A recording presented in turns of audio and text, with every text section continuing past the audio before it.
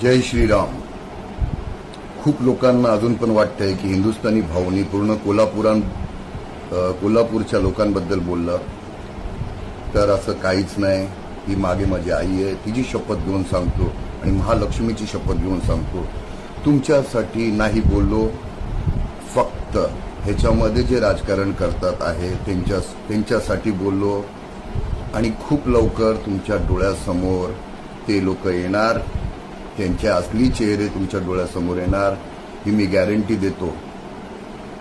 परत एकदा सांगतो, पूर्ण कोल्हापूरबद्दल काहीच नाही.